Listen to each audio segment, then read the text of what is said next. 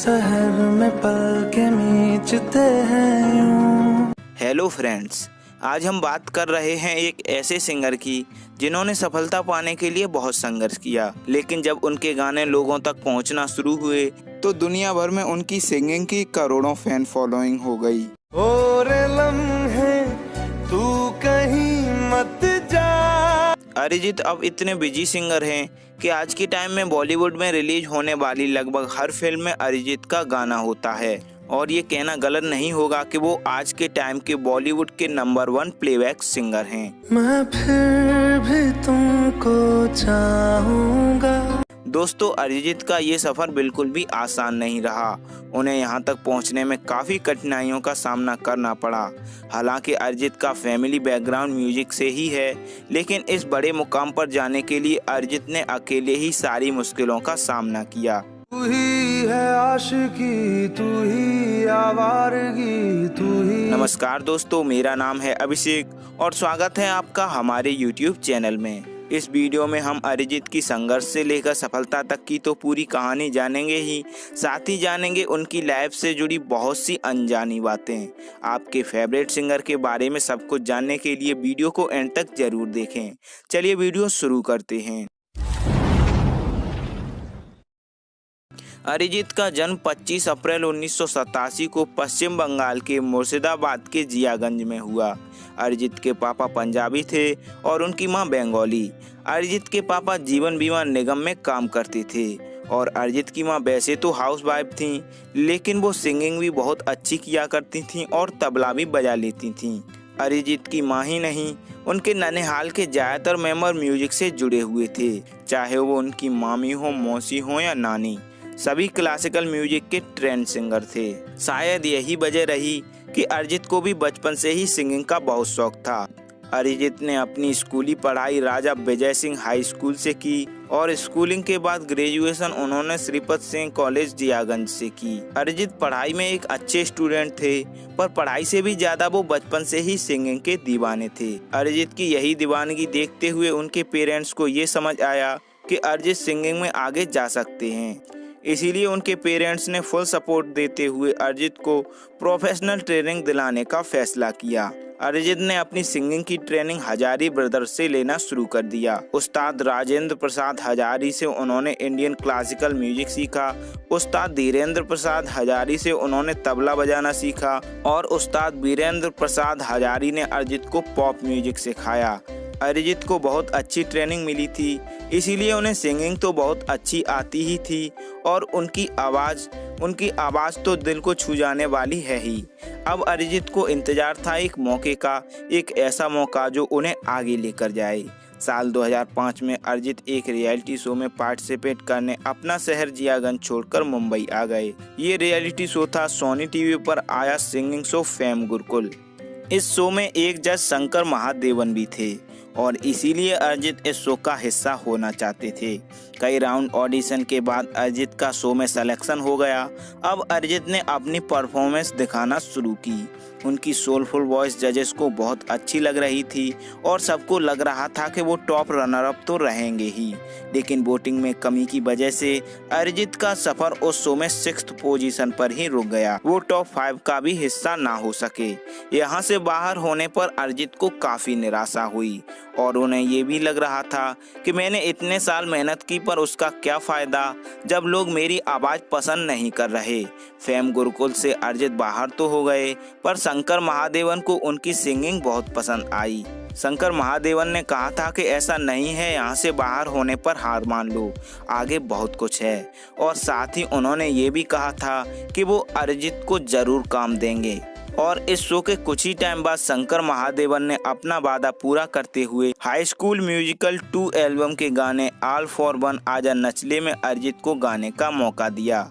हालांकि ये एल्बम कोई खास कामयाबी हासिल नहीं कर सकी, लेकिन अरिजीत अब काफी पॉजिटिव सोचने लगे थे। फेम गुरुकुल शो के दौरान ही डायरेक्टर संजय लीला बंसाली की नज़र अरिजीत पर पड़ी। संजय को उनकी आवाज़ बहुत पसंद आई, इसीलिए उन्होंने अरिजीत से उनकी फिल्म सामरिया में यूं सपना नाम का सॉन्ग भी रिकॉर्ड करवाया, लेकिन बाद में स्क्रिप्ट में बदलाव होने की वजह से ये गाना फिल्म से बाहर कर दिया गया। ऐसे ही उन्हें टिप्स कंपनी के हेड कुमार तौरानी ने एक सॉन्ग गाने का ऑफर दिया। ये एक एल्बम सॉन्ग था, पर अफसोस एक बार फिर अरिजीत का गाना रिलीज नहीं हो सका। किसी पर्सनल कारण से ये एल्बम लॉन्च ही नहीं की गई। ये अरिजीत के लिए बहुत कठिन समय था, उनकी किस्मत साथ नहीं दे रही थी। दोस्तों, बहुत से लोग ये सोचते हैं कि किस्मत सच में खराब होती है, लेकिन सच में किस्मत नहीं, वक्त खराब होता है। और वक्त की ये खास बात होती है कि चाहे ये अच्छा हो या बुरा, लेकिन एक ना एक दिन बदलता जरूर है।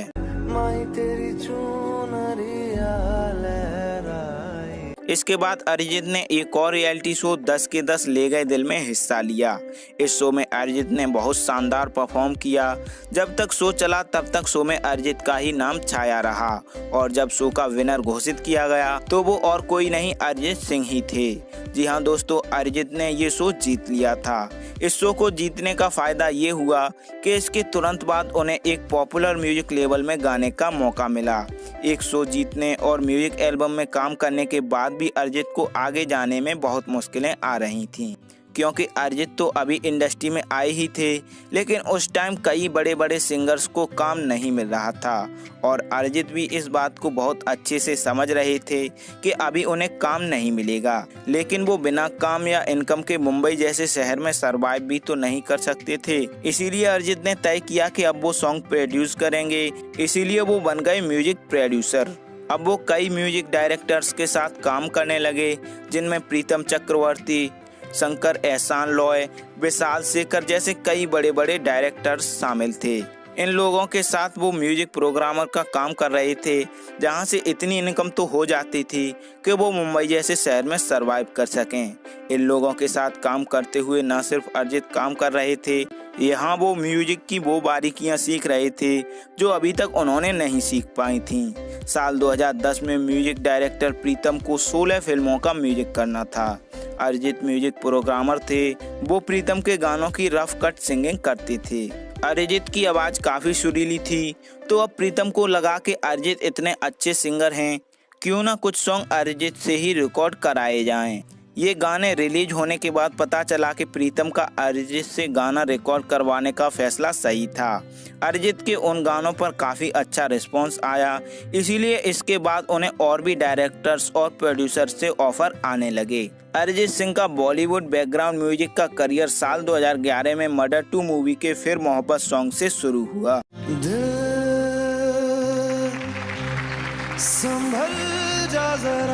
दोस्तों, आपको जानकर हैरानी होगी कि फिर मोहब्बत सॉन्ग 2009 में ही रिकॉर्ड कर लिया गया था, पर परफेक्ट मूवी न मिल पाने की वजह से ये सॉन्ग 2 साल पेंडिंग में पड़ा रहा।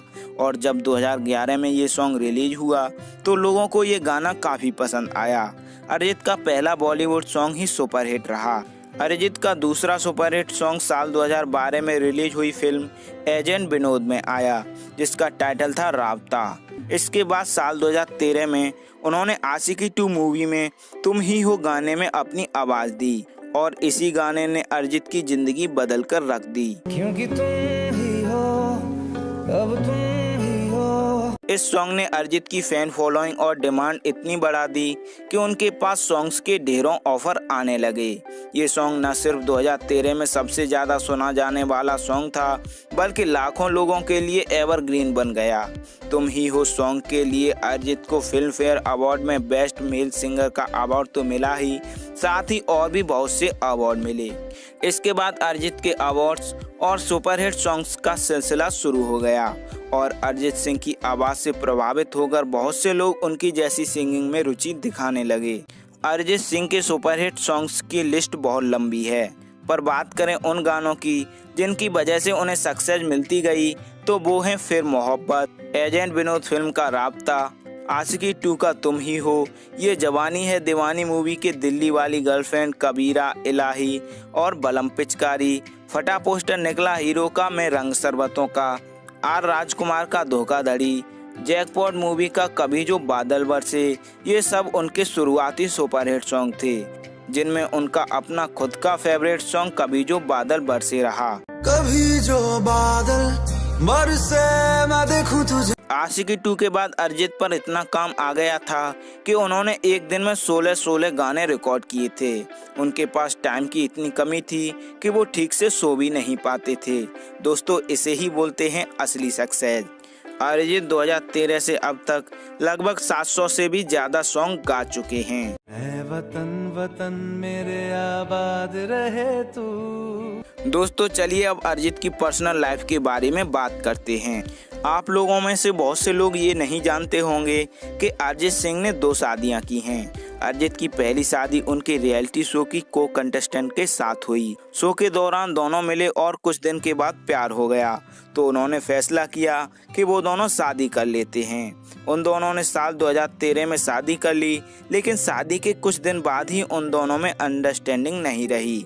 इसके बाद ये रिश्ता टूट गया और दोनों ने डिवोर्स ले लिया। इसके बाद साल 2014 में अरिजीत ने अपनी बचपन की दोस्त कोयल रॉय से शादी कर ली। अरिजीत की तरह कोयल भी पहले से शादीशुदा थीं और उनकी भी शादी सक्सेस नहीं रही थी। अरिजीत की दूसरी पत्नी पर अपने पहले पति से एक बच्ची है जो अरिजीत और कोयल के साथ ही रहती है।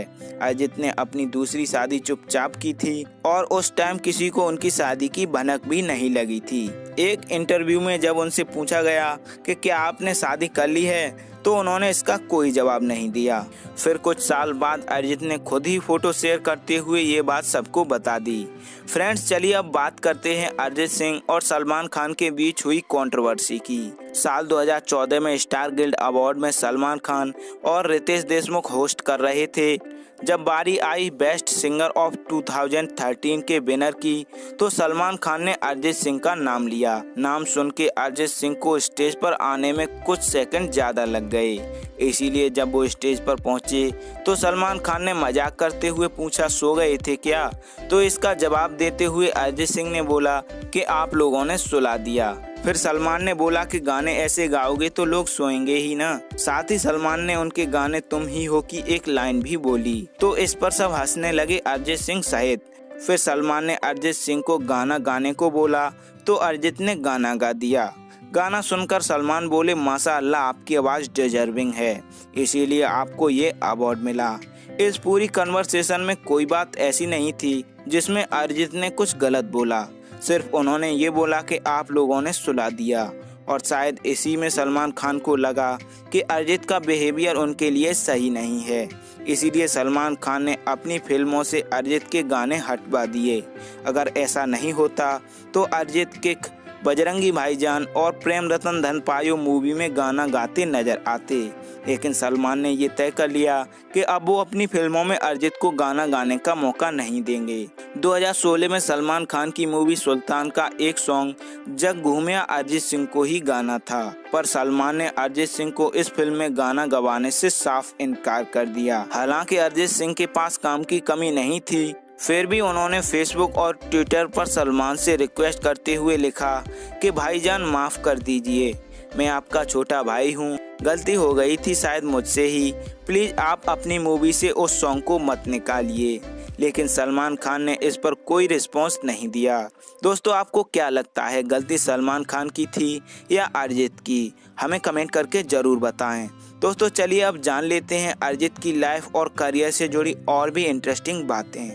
महफिल में तेरी हम ना रहे जो। अरिजीत को जब हमारी अधूरी कहानी मूवी का टाइटल ट्रैक गाने को मिला, तो इस गाने को रिकॉर्ड करने से पहले अरिजीत का हौसला डगमगा गया था और शुरू में उन्होंने ये सॉन्ग रिकॉर्ड करने से मना कर दिया। फिर फिल्म के डायरेक्टर मोहित सूरी और प्रोड्यूसर महेश भट्ट ने अरिजीत का काफ़ी हौसला बढ़ाया और बहुत सपोर्ट किया। तब अरिजीत ने ये गाना रिकॉर्ड किया। रंग थे दूर था जब करीब तू था। अरिजीत सिंह ने जब सिंगिंग रियलिटी शो 10 के 10 ले गए दिल जीता, तो उसमें मिली प्राइज मनी से अरिजीत ने लोखंडवाला में अपना एक रिकॉर्डिंग स्टूडियो बना लिया। यहाँ वो म्यूजिक कंपोज करते और साथ ही छोटे एडवर्टाइजमेंट के लिए भी म्यूजिक बनाने लगे। अरिजीत ने सबसे पहले तेलुगु मूवी केडी में अपनी आवाज़ दी थी। इस फिल्म का अरिजीत ने निवेना निवेना नाम का गाना गाया था। अरिजीत सिंगिंग के अलावा एक NGO let there be light से भी जुड़े हुए हैं। यहाँ वो पैसे डोनेट करके गरीबों की मदद भी किया करते हैं। अरिजीत ने न सिर्फ बॉलीवुड में गाना गाया है, उन्होंने तेलुगु, मराठी, गुजराती भाषा में भी अपने कई सॉन्ग दिए हैं। अरिजीत सिंह बताते हैं कि सिंगिंग से ज़्यादा उन्हें म्यूजिक कंपोज करने में मज़ा आता है, और उन्होंने ये भी बोला कि लॉन्ग रन में वो खुद को प्लेबैक सिंगर से ज़्यादा एज ए सॉन्ग प्रोड्यूसर देखते हैं। अरिजीत ने शुरुआती दिनों में इंडियन डेली शो मधुबाला एक इश्क एक जुनून के लिए हम हैं दीवाने नाम का सॉन्ग गाया था। अरिजीत ने एक बंगाली क्विज शो दादागिरी के लिए टाइटल ट्रैक भी गाया है। ये बंगाली शो पूर्व क्रिकेटर सौरव गांगुली ने होस्ट किया था। अरिजीत आगे चलकर अपना एक म्यूजिक स्कूल खोलना चाहते हैं। अरिजीत ने एक बंगाली मूवी भालोबासा रोशनामचा में डायरेक्शन भी किया है। अरिजीत सिंह उनकी सिंगिंग के साथ साथ उनकी सिंपलिसिटी के लिए भी जाने जाते हैं। वो एक स्टार हैं, लेकिन लाइफ स्टाइल वो ज़्यादा शो नहीं करते। कभी वो सिंपल कुर्ते पजामे में नजर आते हैं तो कभी हवाई चप्पलों में। अरिजीत ने बेस्ट प्लेबैक सिंगर के तौर पर 6 फिल्म फेयर अवार्ड जीते हैं। अरिजीत को इंटरव्यू देना, पार्टियां करना पसंद नहीं। वो इंटरव्यू देते तो नजर आ जाते हैं, पर वो पार्टियों में कभी नहीं जाते। अरिजीत को सोशल मीडिया पर रहना भी पसंद नहीं। उनके अकाउंट्स तो फेसबुक, ट्विटर और इंस्टाग्राम सभी पर हैं, पर वो एक्टिव बहुत कम दिखाई देते हैं। तो फ्रेंड्स, ये थी लाइफ स्टोरी अरिजीत सिंह की। अरिजीत के नम्र स्वभाव से ये अंदाज़ा नहीं लगाया जा सकता है कि उन्होंने कितना संघर्ष किया। अरिजीत की लाइफ स्टोरी किसी को भी मोटिवेट कर सकती है, और हमारा ये वीडियो अरिजीत की मेहनत और संघर्ष पर रोशनी डालने का काम तो करेगा ही, साथ ही करेगा बहुत से लोगों को इंस्पायर करने का। क्योंकि ज़िंदगी में बड़ा करने का सपना तो बहुत से लोग देखते हैं, लेकिन रास्ते में जो रुकावटें आती हैं उससे ज़्यादातर लोग हार मान लेते हैं। लेकिन कुछ ही लोग होते हैं अरिजीत सिंह जैसे, जिनके आगे मुश्किलें भी हार मान लेती हैं। दोस्तों, हमने अरिजीत की लाइफ को काफ़ी करीब से आपके सामने रखा। उम्मीद है आप लोग इस वीडियो से ज़रूर जुड़ पाए होंगे। आज के वीडियो में इतना ही। हम प्रे करते हैं अरिजीत अपनी लाइफ में और भी बहुत कुछ अचीव करें और हमेशा खुश रहें। उम्मीद है वीडियो आपको पसंद आई होगी। अगर वीडियो एंड तक देखी है तो वीडियो पर अपना रिस्पॉन्स ज़रूर दें। अच्छी लगी तो लाइक करें, शेयर करें और कमेंट करें। हम हर एक कमेंट पढ़ते हैं और हर एक कमेंट हमारे लिए बहुत वैल्यू रखती है। अगर आप हमसे इंस्टाग्राम पर जुड़ना चाहते हैं तो प्लीज़ ज़रूर फॉलो करें। जितना मैंने सीखा है उस हिसाब से I have always understand from my गुरु कि एज अ सिंगर गला इम्पॉर्टेंट नहीं है। गला is basically your machine, you have that system inside you, और उसके बारे में नहीं सोचना है, उसको वार्म अप करना है। जैसे हम लोग like an example I like to give, मेरे गुरुजी हमेशा बोलते थे कि आपको मैराथन करना है, आपको रेस करना है, तो आपको पहले तो आपका बॉडी का वार्म अप चाहिए so that you can run. So पैर के साथ साथ बॉडी का हर muscles, you basically you have to be active and you have to practise. तो प्रैक्टिस से क्या होता है, आपका मसल्स जो फ्लेक्सिबिलिटी है वो आ जाता है, and then you target in your brain.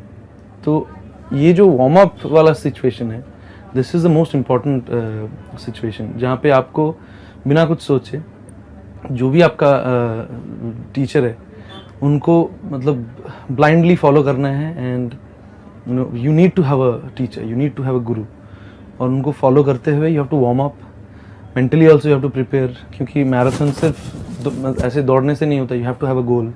कहाँ पे मुझे कैसे सांस लेना है, कहाँ पे मुझे हर्डल्स क्रॉस करना है। So अगर इसको एग्जैक्टली सिंगिंग में हम लोग ट्रांसफर करते हैं, it's basically that you have to prepare your throat, your गला लाइक दैट, कि आप जब भी गाने का कोशिश करते हो, you don't have to think about your, you don't have to think about anything else. आप दूसरी चीज़ों पे ध्यान दे सकते हो। But at the same time मुझे जैसे प्रॉब्लम होता था, पहले मेरा गला टूट जाता था। बहुत बार ऐसा होता था कि रिकॉर्डिंग के पहले गला टूट गया, स्टेज के पहले टेंशन में गला बैठ जाता था। ये mostly I have seen singers के साथ ये होता है कि हम लोग ना बहुत परहेज करते हैं कि ये नहीं खाना चाहिए और ये नहीं करना चाहिए, ये ठंड नहीं लगाना चाहिए। अल्टीमेटली कुछ नहीं होता है। अल्टीमेटली तो आपका गला है, अपने आप ठीक होगा। आई थिंक बहुत नेचुरल प्रोसेस है ये। गले को अपने हिसाब से रेस्ट देना चाहिए, गले को उतना ज़्यादा पुश नहीं करना है कि आपका गला बैठ जा सकता है आपको. You have to be careful about your voice. And at the same time अगर गला बैठा भी है, you can still sing. It will sound different. आपका जो टेक्सचर है गले का वो शायद एग्जैक्टली वैसा नहीं रहे जो नॉर्मली रहता है, but you can still sing. It will give a different flavour actually. गाना तो दिल से है, गाना दिमाग से है. आपको कैलकुलेशन जो है, आपका टेक्निकल कैलकुलेशन, जो आप सुर का जो कैलकुलेशन है वो आप दिमाग से करते हो और उसको नेचुरली आप प्रैक्टिस करके याद करते हो. उसके बाद you forget about that also. So basically it's a process of unlearning things. आपको you have to be a singer, at the same time you have to become a non singer and deliver. Video end तक देखने के लिए thanks. हमारी हर update से जुड़े रहने के लिए चैनल सब्सक्राइब करके बेल आइकॉन प्रेस कर लें. आपका कीमती समय देने के लिए बहुत बहुत धन्यवाद. मिलते हैं अगले वीडियो में एक और इंटरेस्टिंग स्टोरी के साथ.